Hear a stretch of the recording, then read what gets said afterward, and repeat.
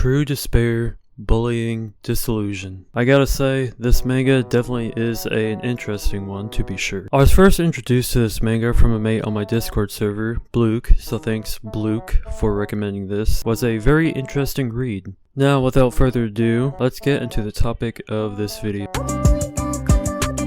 The manga that we're going to be doing a quick review on today is Takopi's Original Sin. Now just for a heads up warning for y'all, this manga goes deep into the topics of bullying and does in no way hold back when it comes to showing how cruel it can be, along with scenes of suicide, questionable murder, and depression. So if you're not okay with any of that, then bye, I guess. Now, Takopi's Original Sin was released on the 10th of December 2021, published on Shonen Jump by Shueisha and written by Tyson 5.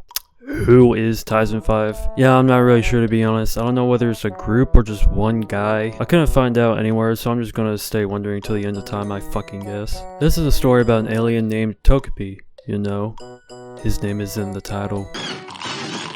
Hey pal, you just blowing from Stupid Town? Who travels from the land of Happy Planet to Earth in hopes of spreading happiness and joy to anyone he can. And his search would not take that long at all when he finds a girl named Shizuka, a student currently in her 4th year of grade school who is constantly bullied, physically abused in many ways, and harassed for many family-related reasons involving a fellow student of the school. Now, the alien isn't too familiar with humans, so Takopi has a lot of trouble understanding how humans think and act, but despite all of that, he swears that he's going to make Shizuka smile one way or another. One way he does this is by gifting Shizuka with happy gadgets. Items that have some sort of cool power or effect that comes with them, some of them being more useful than others.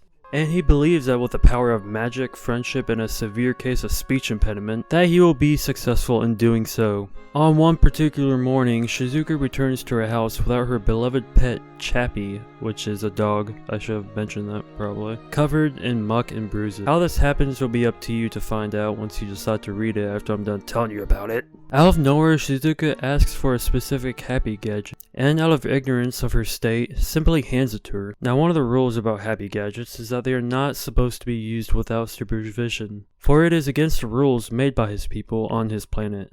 But before Takopi can fix his mistake,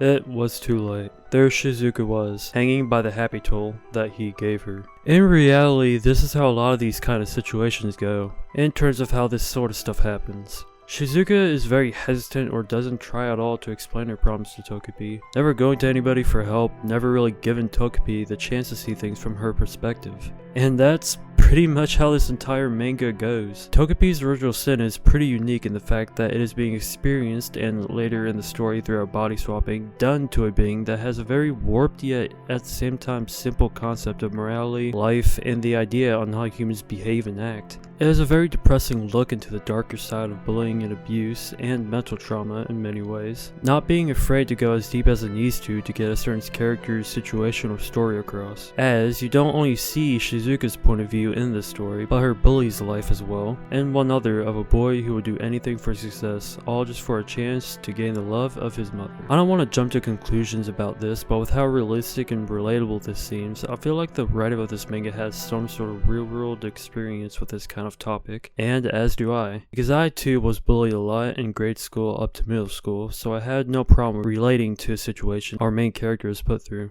Maybe not as extreme as her case, but no sort is fun in any way if you know what I mean. Honestly, with how much I could go into the story, I can't really talk about anything without totally spoiling the story. So if you are interested in a manga that deals with this sort of problem, then please check it out wherever you can. It's actually a pretty short manga with only about 16 chapters covering the entire story, so it won't take you more than like, I don't know, a few hours to finish the entire thing. It's depressing, yes, but it has a lot of very crazy things that happen in it that will completely catch you off guard, especially chapter 3.